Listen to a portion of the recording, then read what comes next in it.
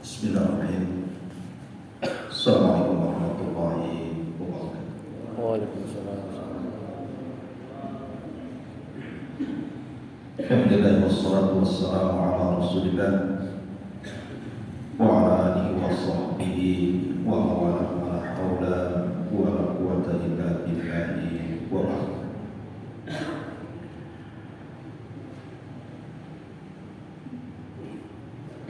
Lanjutkan kajian kita masih membahas tafsir dari surah An-Naba.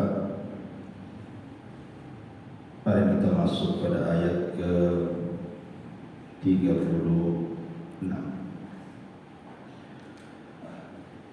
A'udzubillahi minasyaitonir rajim. Bismillahirrahmanirrahim. Jazaa'an min rabbika 'ata'an hisaban. Rabbis samawati wal ardi wa ma bainahuma rahman la yamlikuna minhu khitaban yawma yaqumur ruhu wal malaikatu saffan la yatakallamuna illa man adina lahu rahmanu wa qala shawaba. Dzalikal yaumul haq. Faman syaa'a ittakhadha ila rabbih ma'aba. Inna anzarnakum adzaban qariban. Yauma yanzurul mar'u ma qaddamat yadahu wa yaqulul kafiru ya laitani kuntu turaba. Allah Subhanahu wa taala berfirman, jazaan min rabbika, sebagai balasan dari Rabb, ataan dan juga pemberian, hisaba yang mencukupkan. Rabbis samawati wal ardi, Rabb pemilik langit-langit dan bumi, wa ma bainahuma, dan apa yang di antara keduanya. Ar-Rahman, Allah yang Maha Pengasih, la yamlikuna minhu khitaban. Pada hari itu tidak ada yang sanggup untuk berbicara dengan Allah. Yauma yaqumur ruh, pada hari berdirinya ruh, wal malaikatu, dan para malaikatnya, saffan, berbaris-baris. La yatakallamuna, mereka tidak bicara illa kecuali man adina lahu rahman, orang yang diizinkan ar-Rahman, wa qala, dan dia mengatakan shawaba, dengan kebenaran. Dzalikal yaumul haq, itulah hari yang betul-betul dijanjikan kebenaran. Faman syaa'a ittakhadha ila rabbih ma'aba, maka barang siapa yang berkehendak untuk kembali kepada Rabbnya sebagai tempat kembali. Inna anzarnakum adzaban qariban, sesungguhnya kami peringatkan kepada kalian azab yang dekat. Yauma yanzuru mar'u ma qaddamat yadahu, pada hari di mana seseorang ingat amalan masa lalu. Wa yaqulul kafiru, dan orang kafir mengatakan, ya laitani, duhai kiranya diriku, kuntu turaba, dulu menjadi tanah. Ayat terakhir daripada surah An-Naba ini masih menceritakan tentang kondisi yaumul qiyamah. Setelah Allah Subhanahu wa taala menjelaskan kepada kita tentang balasan bagi penduduk surga, di mana mereka diberikan 3 perkara: jaza, yang kedua ata, dan yang ketiga hisab. Balasan yang setimpal sesuai dengan amalan, bahkan dilebihkan. Karena kalau cerita amal soleh ini sifatnya tidak satu amal satu pahala. Terkadang satu amal itu banyak pahala. Contoh namanya Nabi SAW mengatakan, barang siapa yang membaca satu huruf dalam Al-Quran, maka dia mendapatkan 10 kebaikan. Maknanya bahwa satu huruf bukan satu pahala, tetapi satu huruf itu 10 kali lipat pahala. Sehingga tentu satu amalan itu akan dibalas dengan berbagai macam balasan. Atau contoh umpamanya, Allah Subhanahu wa taala mengatakan, "Innama yuwaffas sabiruna ajrahum bighairi hisab." Allah cukupkan pahala orang-orang yang sabar itu tanpa batas. Maknanya ada pahala itu tidak dibatasi nominalnya. Tidak seperti membaca Quran jelas nominalnya. Satu huruf 10 pahala. Atau orang yang bersedekah umpamanya dilipat gandakan menjadi 700 kali lipat gandaan dari yang disedekahkan. Tapi ada pahala itu tidak ada batas. Makanya kemudian ada kenikmatan-kenikmatan surga itu yang tidak ada batas. Nah setelah itu Allah katakan ataan sebagai pemberian tanpa batas. Atau di sini artinya pemberian tanpa batas. Karena kenikmatan di surga itu sifatnya bertambah, tidak berkurang, bertambah dan bertambah. Setiap harinya bertambah. Itulah yang dimaksud ataan dan hisab kata ahli tafsir. Sampai penduduk surga mengatakan hasbi, hasbi, cukup ya Rabb, cukup. Saking cukupnya sampai penduduk surga mengatakan cukup ya Rabb. Tidak ada di dunia sekaya apapun orang mengatakan cukup, pasti akan minta bertambah dan tambah. Menunjukkan bahwa kenikmatan surga itu luar biasa. Nah setelah itu Allah Subhanahu wa taala menjelaskan tentang keagungan siapa dirinya. Allah mengatakan Rabbis samawati wal ardi wa ma bainahuma rahmah. Dialah Allah, Rabb pemilik 7 lapis langit dan juga 7 lapis bumi, dan di antara keduanya dialah Ar-Rahman yang maha pemberi rahmat. Ada sebuah hadis yang menjelaskan tentang betapa agungnya Allah Subhanahu wa taala di mata manusia. Ketika Nabi SAW mengatakan perbedaan bumi dengan langit, kata Nabi SAW, kalau kita bandingkan bumi yang kita pijak ini dengan 7 lapis yang ada di langit, itu sama dengan cincin dilempar ke padang pasir. Cincin itu buminya, padang pasir pula. Dan kalau seandainya kemudian 7 lapis langit ini digabung dengan bumi, kemudian dibandingkan dengan kursi Allah, maka sama kedudukannya dengan cincin dilempar ke padang pasir.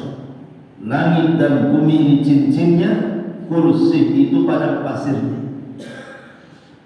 Dan kalau seandainya semua makhluk digabungkan dibandingkan dengan arsy Allah Subhanahu wa taala, maka sama juga seperti cincin dilempar ke padang pasir. Semua makhluk ini cincinnya, arsy itulah padang pasirnya. Padahal kalau kita lihat padang pasir, terkadang kita melihat tanpa ada tepi. Bagaimana kemudian Sang Khalik yang menciptakan arsy, yang menciptakan langit dan bumi dan alam semesta? Tentu Allahu Akbar. Allah jauh lebih besar dibandingkan seluruh makhluk. Harusnya orang kalau mendengar azan, di permulaan azan itu Allahu Akbar, maknanya bahwa Allah itu sangat agung dari semua makhluk. Karena memang Allah Subhanahu wa taala yang akbar itu adalah Rabbis samawati wal ardh. Dia adalah Rabb yang telah menciptakan seluruh lapisan langit dan juga bumi dan makhluk-makhluknya dari antara keduanya. Isi bumi saja macam-macam gitu. Kemudian langit dan para malaikat, ini menunjukkan kebesaran Allah. Dan Allah mengatakan Ar-Rahman. Maksudnya Rahman di sini beda dengan Rahim. Kita sering membaca Bismillahirrahmanirrahim. Rahman dengan Rahim beda. Kalau Rahim itu khusus untuk orang-orang yang beriman, tapi kalau Rahman itu mencakup mukmin dan kafir. Karena dari dua nama Allah itu terlahir sifat yang disebut dengan rahmat. Ar-Rahman sifatnya rahmat, Ar-Rahim juga sifatnya rahmat, sama-sama rahmat. Tetapi rahmatnya Rahman itu mencakup orang-orang kafir dan tetapi rahmatnya bagi orang-orang yang beriman itu disebut rahim. Sedikit saya gambarkan. Kita lihat ketika orang-orang kafir mereka jelas-jelas menentang Allah Subhanahu wa taala.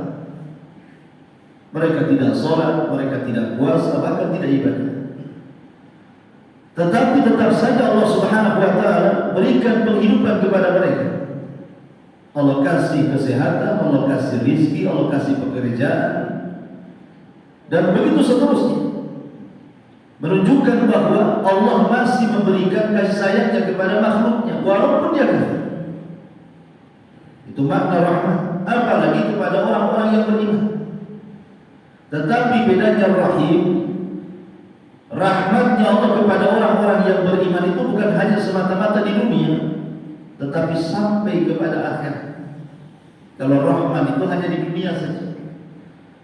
Makanya kenapa Nabi SAW mengatakan kalau seandainya kemudian bumi ini seperti seekor ataupun sayap seekor nyamuk, tentu orang kafir tidak akan diberikan satu tegukan air sekalipun, katanya. Maknanya kalau seandainya dunia ada manfaatnya, walaupun manfaatnya itu hanya seperti sayap seekor nyamuk, tentu orang kafir tidak akan minum di situ. Tapi karena dunia tidak ada manfaatnya, dunia ini dilaknat oleh Allah Azza wa Jalla kecuali orang-orang yang dikecualikan, maka kenapa orang-orang bisa hidup sesuka hati di dunia? Dari sinilah kemudian Allah mengatakan wa ma bainahuma rahmah. Kemudian Allah mengatakan la yamlikuna minhu khitaban. Pada hari itu, maksudnya pada hari yauma yaqumur ruh itu ya, tidak ada satupun makhluk yang berani berbicara dengan Allah. Di sini Allah Subhanahu wa taala menggambarkan nanti pada hari kiamat bahwa tidak ada satupun makhluk, apakah manusia, apakah jin, hatta malaikat sekalipun, tidak ada yang berani bicara dengan Allah Azza wa Jalla, kecuali orang-orang yang diizinkan Allah seperti para rasul. Sebagaimana Nabi SAW mengatakan, ketika manusia melewati titian siratal mustaqim itu, tidak ada yang bicara kecuali para nabi. Itu pun bicaranya para nabi hanya mengatakan salim salim, ya Rabb selamatkan umatku, ya Rabb selamatkan umatku, hanya itu saja. Karena memang kondisi pada hari itu semua ketakutan, tidak ada yang berani bicara langsung dengan Allah Azza wa Jalla. Lihat para nabi ketika proses syafaat, orang datang kepada Adam tidak berani menghadap Allah. Kemudian datang kepada Nuh tidak berani menghadap Allah. Kemudian berangkat kepada Ibrahim pun sama. Kemudian Musa dan Isa pun tidak berani menghadap Allah. Hanya Nabi SAW yang diizinkan untuk menghadap Allah. Itu pun Rasul mengatakan adalah akan kucoba. Baru setelah Rasul mencobanya dengan sujud yang lama sekali, baru Allah Subhanahu wa taala mendatangi Rasul di bawah arasy-Nya dan mengatakan, "Irfa ra'saka ya Muhammad, angkat kepalamu. Qul tusma, sal tu'ta, isfa tusyafa." Katakan kau didengar, minta kau diberi, mintalah syafaat, bukan beri syafaat. Artinya memang pada hari itu sangat mengkhawatirkan sekali. Tidak ada satupun nabi yang berani. Itulah makna la yamlikuna minhu khitab. Kemudian Allah mengatakan yauma yaqumur ruh, pada hari di mana ruh dan juga para malaikat mereka mengambil saf. Terjadi khilaf para ulama, ruh di sini maksudnya, ada yang mengatakan ruh adalah malaikat yang paling besar dari seluruh malaikat yang Allah ciptakan. Nama malaikatnya ya ruh, itu namanya malaikat ruh, malaikat paling besar sendiri yang Allah ciptakan. Di mana malaikat ini setiap hari dia bertasbih kepada Allah Subhanahu wa taala sebanyak 200 1000 kali. Lah setiap tasbih itu Allah ciptakan satu malaikat. Itu satu penafsiran. Penafsiran yang kedua, yang dimaksud ruh di sini artinya Jibril. Karena juga Allah mengatakan dalam ayat yang lain, ketika Allah bicara tentang malam Lailatul Qadar, terus Allah mengatakan tanazzalul malaikatu wa ruh, di mana Allah Subhanahu wa taala mengizinkan para malaikat turun dan juga ruh, maksudnya Jibril di sini. Artinya dalam ayat ini maksudnya Jibril dan malaikat mengambil sakti. Tapi ada juga yang mengatakan ruh di sini adalah makhluk, dia bukan manusia, bukan jin juga, bukan malaikat juga. Dia makhluk namanya ruh. Dia makan, minum seperti manusia, tapi tinggal di langit. Ada juga yang mentafsirkan seperti itu. Ada juga yang mengatakan ruh di sini ya ruhnya kaum muslimin atau ruhnya manusia secara umum. Ketika sebelum mereka dijadikan jasad, masih kemudian disimpan ruh-ruh itu. Kalau dia mukmin berada di Iliyin, kalau dia kafir berada di sijin. Kemudian ketika melesat sebelum jadi ruh, sebelum jadi jasad, menyatu dengan jasadnya kembali, mereka mengambil sapnya masing-masing bersama para malaikat. Ada juga yang mentafsirkan seperti ini. Kemudian la yatakallamuna illa man adzina lahu rahman wa qala shawaba. Mereka para malaikat itu tidak ada yang berani bicara kecuali malaikat-malaikat yang diizinkan Allah. Wa qala shawaba, itu pun mengatakan la ilaha illa anta. Makna shawab di sini artinya la ilaha illa anta. Tidak ada sesembahan yang berhak disembah kecuali kamu. Itu makna shawab dalam ayat ini. Kemudian Allah mengatakan dzalikal yaumul haq. Itulah hari yang dijanjikan kebenarannya. Maksudnya dikembalikan kepada sebelumnya, bicara tentang yaumul ba'tsi wal nusyur. Hari di mana manusia dibangkitkan, itulah yaumul haq. Artinya seorang mukmin tidak boleh mengingkari adanya hari kebangkitan. Faman syaa'a ittakhadha ila rabbih ma'aba. Maka barang siapa yang hendak berkehendak untuk mengambil tempat di sisi Rabb-nya sebagai tempat kembalinya, tentu dia harus banyak beramal saleh di dunia. Karena tempat di akhirat itu ditentukan dengan amalan kita di dunia. Makanya bahasa Quran itu faman ya'mal mithqala dzarratin khairan yarah wa man ya'mal mithqala dzarratin syarran yarah. Kalau Anda menanam kebaikan, pasti akan menuai kebaikan. Tapi kalau Anda menanam keburukan, pasti punya dituainya keburukan juga. Artinya kalau kita hendak mengambil tempat di sisi Allah sebagai tempat kembali, ya laksanakan perintah, jauhi larangan, nikmati yang dihalalkan, jauhi yang diharamkan. Maka kita akan mendapatkan tempat kedudukan di sisi Allah Subhanahu wa taala. Ketika Abdullah ibn Haram adalah ayahanda daripada Jabir ibn Abdullah radhiyallahu. Dia seorang yang sudah tua sekali, jalannya pun sudah pincang. Tapi dia cemburu dengan teman-temannya yang terlibat dalam perang Badar, dan Allah menangkan di perang Badar. Sehingga kemudian terulang peperangan yang kedua yang disebut dengan perang Uhud. Abdullah ibn Haram tidak mau ketinggalan dalam perang Uhud, karena dia di perang Badar tidak ikut. Dia ingin ikut dalam perang Uhud. Akhirnya dia datang kepada Nabi SAW mengatakan, ya Rasulullah, alhiqni bil jais. Rasul, libatkan aku dalam tentara. Nabi SAW terdiam. Kenapa? Karena Abdullah ibn Haram itu termasuk orang yang mendapatkan keringanan untuk tidak ikut jihad, karena dia orang tua, jalan pun sudah susah. Artinya orang tua itu tidak layak berjihad dan bukan ahlu jihad, bukan orang-orang yang boleh ikut dalam jihad. Menunjukkan Islam itu tidak semua dilibatkan. Seperti orang-orang yang belum balik tidak dilibatkan dalam jihad, para wanita tidak dilibatkan dalam jihad, termasuk juga kakek-kakek yang sudah tua yang tidak sanggup mengayunkan pedang tidak dilanjutkan dalam jihad. Cuman masalahnya Abdullah ibn Haram ini, dia semangatnya luar biasa, ingin ikut. Kedengaran Jabir bin Abdullah radhiyallahu anhu anaknya datang kepada Rasul. Rasul, kau lihat ayah sudah tua, sudah renta, apa kau izinkan juga? Akhirnya kemudian Rasul mempertemukan Abdullah ibn Haram ini dengan Jabir putranya. Kemudian kata Nabi SAW, wahai Abdullah ibn Haram, anakmu tidak mengizinkan bapak. Kenapa demikian? Karena Abdullah ibn Haram itu banyak anaknya dan semua perempuan. Yang satu cuma satu laki-laki, Jabir saja. Berarti kalau seandainya dia mati syahid, Jabirlah yang menggantikan posisi saudara sekaligus ayah sekaligus ibu. Makanya berat bagi Jabir bin Abdullah radhiyallahu anhu harus melepaskan ayahnya. Akhirnya kemudian ayahnya melihat Jabir dan mengatakan, ya Jabir, launal jannah la afartuka iya. Jabir, kalau seandainya bukan karena persoalan surga, saya siap mengundurkan diri. Tapi ini masalahnya surga, tidak mungkin aku mengundurkan diri. Dari situ melihat tekadnya Nabi SAW akhirnya mengizinkan Abdullah ibn Haram untuk terlibat jihad.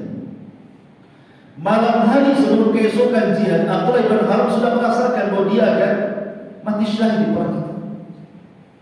Artinya terkadang ada orang itu diberikan firasat-firasat akan kematian dia atau kematian orang kan. Kadang ada firasat, mungkin saudara kita meninggal, wah hari ini kayaknya pengen telepon, ada apa ini kan? Tentu besoknya meninggal kan? Artinya ada orang-orang yang diberikan firasat oleh Allah Azza wa Jalla. Salah satunya ini Abdullah ibn Haram diberikan firasat. Sehingga ketika betul-betul terjadi perang, betul dia orang yang pertama kali mati syahid. Lah Abdullah ibn Haram ini punya kawan namanya Amr ibn Jamuh, sama-sama orang tua. Kasusnya sama Amr ibn Jamuh.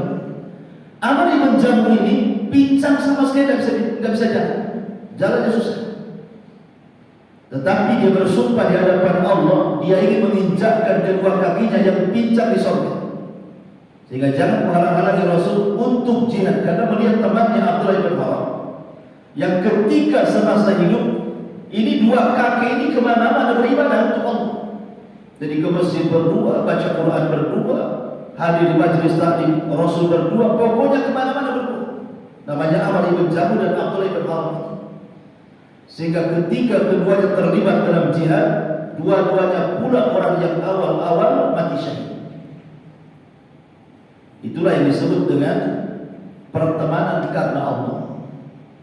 Ketika selesai kemudian peperangan, kaum muslimin kalah dalam perang Uhud ini. Karena memang ada beberapa perkara yang menjadikan kemudian harusnya menang tapi kalah. Salah satunya karena sebagian para sahabat pemanah yang harusnya jangan meninggalkan tempat, malah kemudian turun dan tergoda oleh harta rampasan perang. Sehingga pasukan Khalid yang ketika itu masih kafir mampu memutar bukit, kemudian mereka pun berada di bawah dan Khalid berada di atas. Disitulah dilempari panah, akhirnya kocar kacir dan mengalami kekalahan. Yang ingin saya ceritakan adalah ketika keduanya meninggal dunia ini, Amr ibn Jamuh dan Abdullah ibn Haram ini, ketika itu Jabir bin Abdullah selesai peperangan, tentu mencari jasad ayahnya. Ketika ketemu jasad ayahnya, namanya seorang anak tentu sedih, menangis dia melihat jasad ayahnya. Tetapi ketika itu Nabi SAW lewat ketika Jabir memeluk jasad ayahnya, kemudian menghabar beritakan gembira kepada Jabir dan mengatakan, ya Jabir, tabki aw la tabki. Wahai Jabir, kau menangis ataupun tidak menangis karena kematian ayahmu, Allah sudah mengirim awan untuk menaunginya. Kemudian yang kedua kata Nabi SAW, ya Jabir, tabki aw la tabki, laqad kallama Allahu abaka kifaan bila turjuman. Wahai Jabir, menangis ataupun tidak menangis, demi Allah ayahmu sudah diajak bicara langsung oleh Allah tanpa menerjemah. Kapan itu? Saat kematian. Mudah Rasul menceritakan. Jadi saat kematian Abdullah ibn Haram itu, maka Allah Subhanahu wa taala menemui ruhnya yang sudah melesat dari jasadnya, kemudian mengajak bicara. Ruhnya Abdullah ibn Haram diajak bicara oleh Allah Azza wa Jalla. Apa kata Allah? Tamanni ya abdi, berangan-angan wahai hamba, karena engkau sudah mati karena aku mintalah sesuatu kepadamu. Maka Abdullah bin Haram hanya mengatakan, ya Allah, kalau engkau izinkan, kembalikan aku ke bumi, hidupkan lagi aku, supaya aku bisa berjihad kedua kalinya dan bisa mati syahid kedua kalinya. Itulah keinginan orang-orang yang sudah tertanam dalam hati, agar aku bisa berjihad kembali dan mati dua kali. Tapi Allah katakan mustahil orang mati bisa hidup. Minta yang lain saja. Akhirnya kemudian Allah bin Haram mengatakan, kalau begitu sampaikan kepada putraku Jabir, sampaikan kepada manusia tentang kondisiku di sisi. Maka dari sini Allah turunkan satu ayat yang kemudian menceritakan tentang kisah Abdullah bin Haram.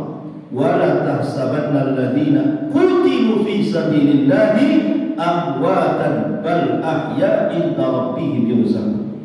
Jangan kalian sangka orang-orang yang mati syahid itu mati, tetapi orang-orang yang mati syahid itu hidup dan mereka mendapatkan rezeki di sisi Allah Subhanahu wa taala.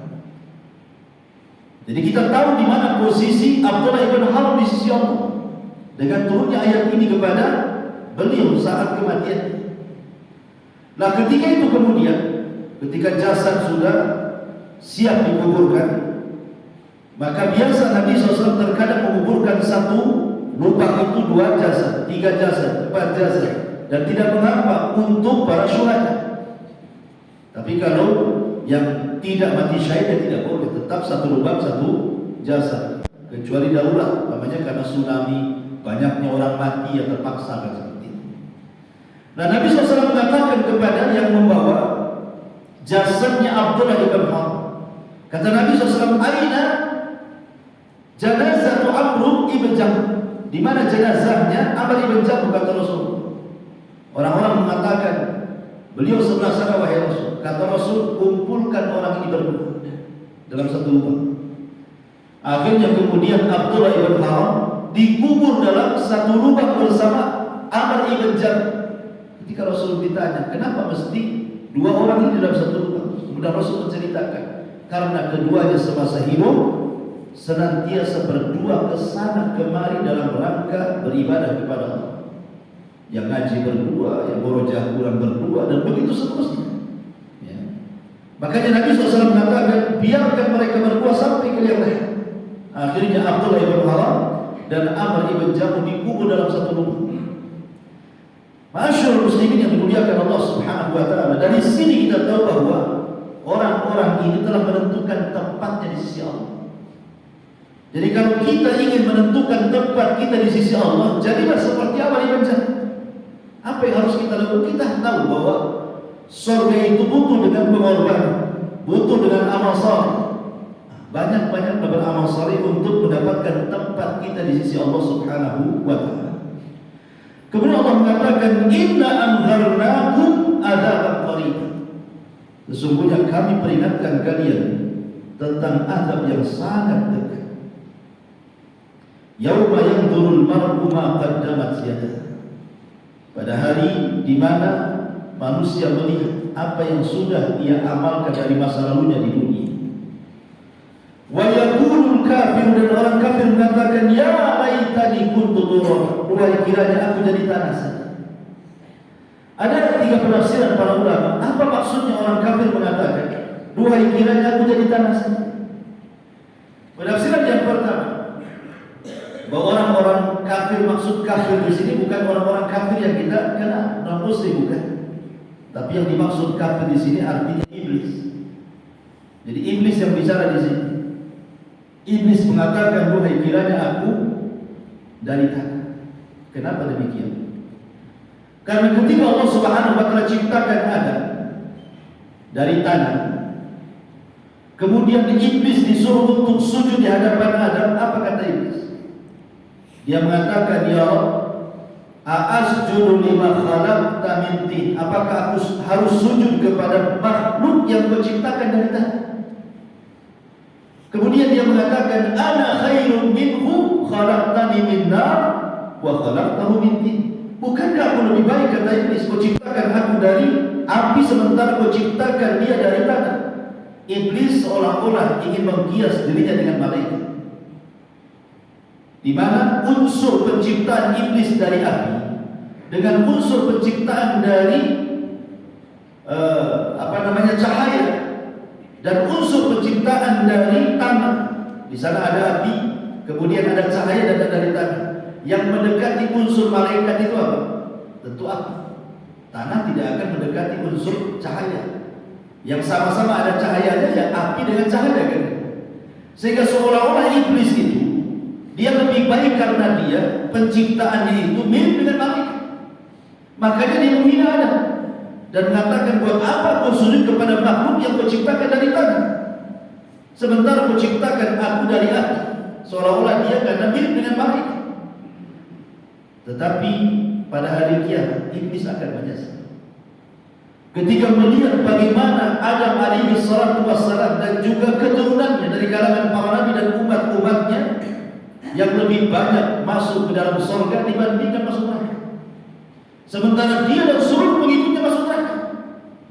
Makanya dia mengatakan, yaqulu al-kafiru ya laitani kuntu turaban. Iblis mengatakan, wahai kiranya aku seperti Adam. Itu maksudnya. Aku termasuk makhluk yang tercipta dari tanah supaya lebih banyak mendapatkan rahmat Allah dibandingkan kemurkaan. Ini satu pendapat. Pendapat yang kedua, maksud kafir ya kafir. Maklum orang kafir ada muslim gitu.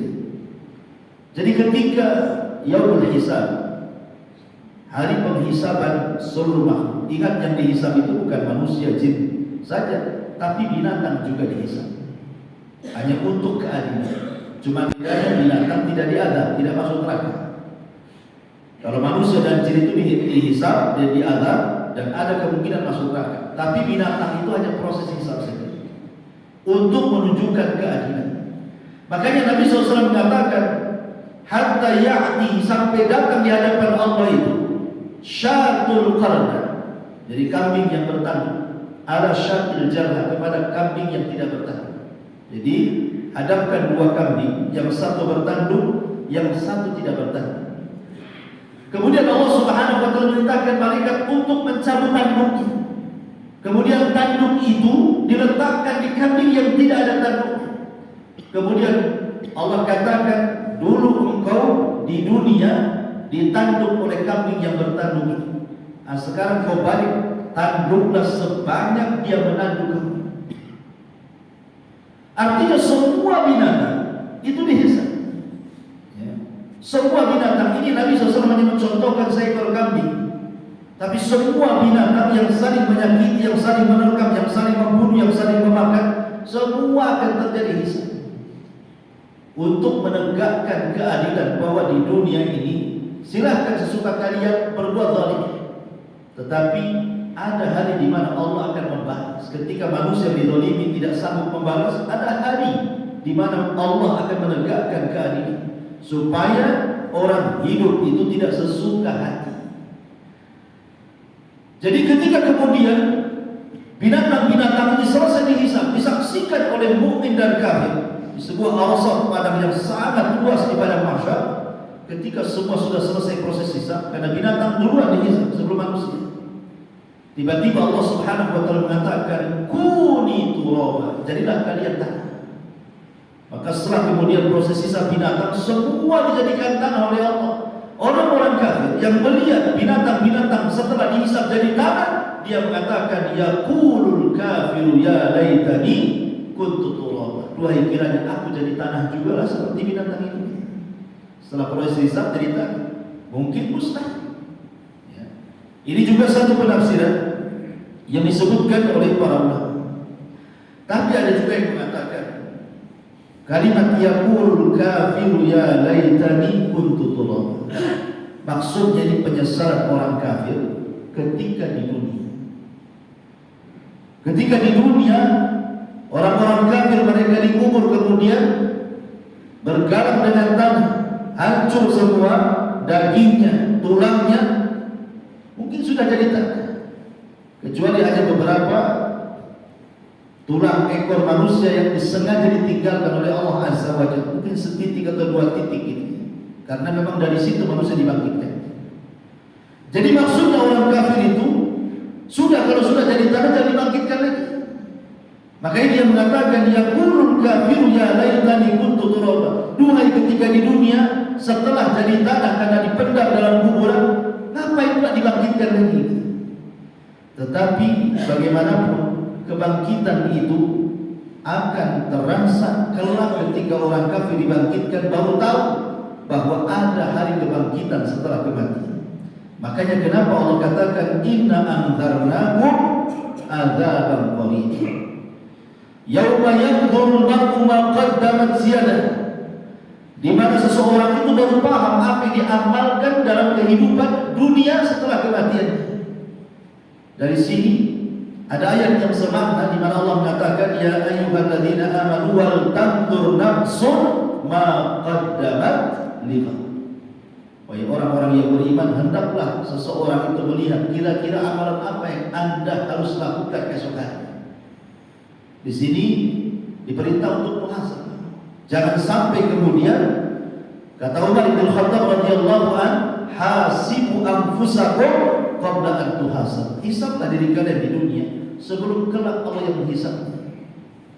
Hisab dulu kita di dunia. Kita kan bisa menghisab diri sendiri. Kadar sholat kita seperti apa, kadar baca Quran kita seperti apa, gitu ya kan kita bisa melihat. Artinya kalau kita bisa menghisab diri sendiri di dunia, maka hisab itulah yang menentukan keberhasilan di akhirat. Tapi kalau kita cuek saja, tidak mau menghisab kesalahan kita, tidak mau menghitung kesalahan kita, kelak Allah yang akan menghitung kesalahan kita. Itulah makna daripada yauma yanzurul mar'u ma qaddamat yadah wa yaqulul kafiru ya laitani kuntu turaba. Wallahu a'lam bishawab. Berarti selesailah juz amal dari An-Nas sampai surah An-Naba. Mungkin insyaallah tafsir kita ambil dari depan. Jadi kajian untuk besok dan seterusnya kita ambil dari surah Al-Baqarah dan seterusnya. Wallahu a'lam, mudah-mudahan manfaatnya. Baik, mungkin ada waktu sampai jam 6. Kalau ada yang bertanya silakan. Kita buat tanya jawab. Kalau tidak kita tutup.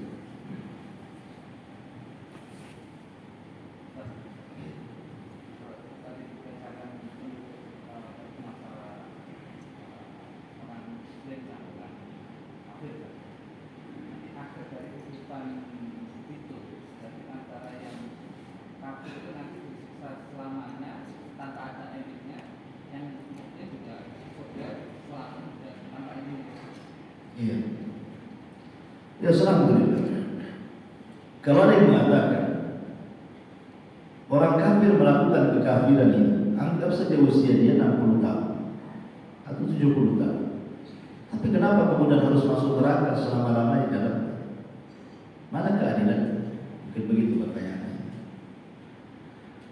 Ada sebuah ayat, para ulama menjawab, kenapa? Kenapa orang kafir kalau masuk neraka tidak keluar?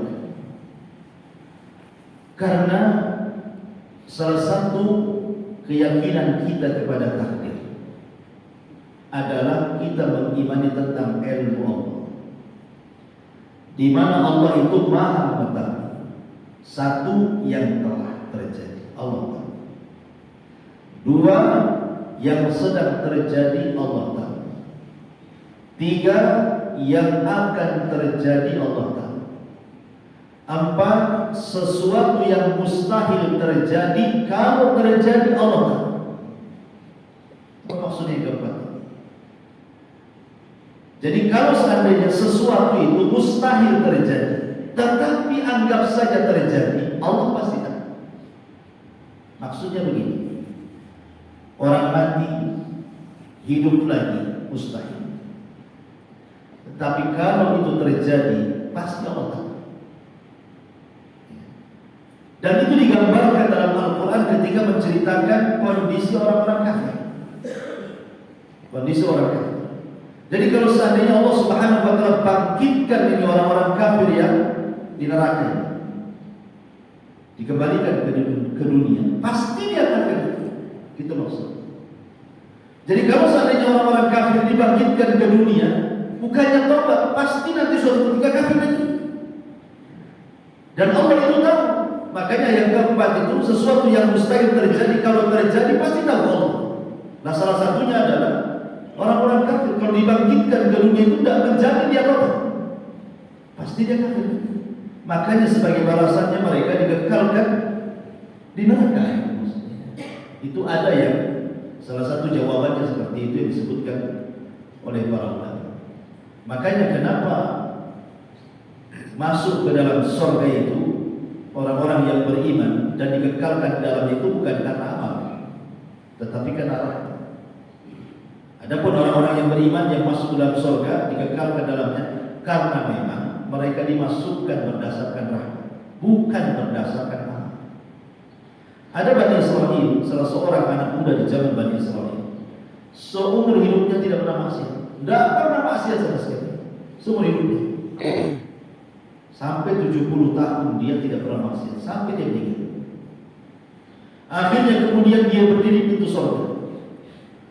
Kemudian Allah Subhanahu wa taala mengatakan kepada anak muda Bani Israil yang tidak pernah maksiat dan ibadah setiap hari. Kata Allah, "Udkhulil jannah bi rahmati." Masuk kau ke dalam surga karena rahmat. Tiba-tiba dia mengatakan, saya tidak akan masuk surga karena rahmat-Mu ya Allah. Kenapa? Kalau orang masuk surga karena rahmat itu bagi orang-orang yang berdosa kemudian taubat, kau dapatkan, kau kasih sayang kepada dia, wajarlah dia masuk surga karena rahmat. Aku ini tidak pernah berbuat maksiat, aku ingin masuk surga karena amalan. Akhirnya Allah mengatakan, baik, kalau begitu hitung amalan. Sampai di mana amalan? Aku juga hitung amalan. Rupanya setelah dihitung amalannya itu tidak sebanding dengan satu nikmat Allah yang disebut dengan basar penglihatan. Kalau dia tidak melihat, tentu dia tidak bisa beramal seperti itu. Jadi setelah dihitung itu tidak ada nilainya dibandingkan nikmat penglihatan yang Allah anugerahkan kepadanya. Akhirnya karena dia takut tidak dimasukkan ke dalam surga, dia pun mengatakan, ya Rabb, ya apa-apa, masukkan aku dengan rahmat. Dalam sebuah hadis Rasul ditanya, wala anta ya Rasulullah, termasukkah wahai Rasul dimasukkan surga karena rahmat Allah? Kata Rasul, wala ana, termasuk juga saya. Artinya Nabi saja masuk surga karena rahmat, apalagi umat. Maka banyak-banyaklah minta rahmat. Banyak-banyaklah minta rahmat. Seperti apa minta rahmat itu? Ya salah satunya hadir di majelis taklim. Ini salah satu Allah turunkan rahmat. Majtama'a qaumun fi baiti min buyutillah yatluna kitaballah wa yatadarasunahu bainahum illa nazalat alaihimus sakinah wa ghasyiyahumur rahmah wa hafazuhumul malaikah wa dzakarallahu fi man indah. Tidaklah seseorang berkumpul di rumah daripada rumah-rumah Allah mengadakan kajian seperti ini, dibacakan Al-Quran, dibacakan hadis Nabi, kecuali Allah turun. Allah izinkan para malaikat turun untuk menebar ketenangan dan juga untuk menebar rahmat, kasih sayangnya. Dan kita disebutkan satu-satu namanya oleh Allah di hadapan makhluk di langit sana. Jadi antum itu disebutkan itu satu-satu. Oh, si Anu ada di sini. Sebutkan di hadapan, berbangga di hadapan malaikat. Kemudian ketika malaikat mendengar nama kita disebut di atas sana, maka mereka mengatakan, Allahumma ighfir lahu ya Allah, ampun ya Allah. Dari situlah kenapa kemudian Rasul mengatakan, apabila selesai melakukan majelis taklim kemudian bubar, apa kata Rasul? Qumu maghfuran lahu. Bubarlah kalian, dosa-dosa kalian sudah diampuni. Jadi hanya semata-mata duduk di majelis taklim saja sudah diampuni dosa. Enggak apa-apa, duduk nyandar, pengantungan pun jadilah. Jadi itulah untungnya hadir di majelis taklim. Beda kalau kita dengar kajian lewat radio, lewat televisi, lewat YouTube, gitu nggak dapat apa-apa ya. Dapat ilmu ya, tapi tidak dapat keutamaan majelis taklim itu maksudnya. Kenapa? Tidak ada adab thalabul ilminya tidak ada. Dan adab thalabul ilmi itu hanya ada di majelis taklim. Kalau tengok YouTube mana ada? Karena sambil makan, berbaring, berbuka baju lagi. Coba di sini nanti buka baju. Ini silakan. Artinya bahwa mesti ada adabnya. Itu yang menjadikan kemudian ilmu itu bermanfaat gitu. Walaupun terkadang mungkin yang disampaikan itu antum sudah paham. Tapi terkadang ada orang itu hadir di majelis taklim bukan hanya mencari pengetahuan saja, tapi mencari fadilahnya. Coba lihat antum kalau umrah itu di Masjidil Haram itu kan banyak syekh-syekh itu, atau di Masjid Nabawi yang sedang menyampaikan kuliah-kuliah. Itu yang di depan itu, yang duduk-duduk, itu bukan orang biasa. Kadang-kadang syekh-syekh juga duduk di situ. Terkadang yang duduk lebih pintar daripada yang ngasih kuliah. Tapi kenapa mereka duduk di situ? Bukan cari pengetahuan, hanya cari fadilah duduk di majelis taklim saja, gitu maksudnya. Karena disitulah adalah salah satu penyebab dapatnya rahmat. Wallahu a'lam. Subhanallah hamdika asyhadu an la ilaha illa anta astaghfiruka wa atubu ilaik. Allahumma shalli ala Muhammad. Waalaikumsalam warahmatullahi wabarakatuh.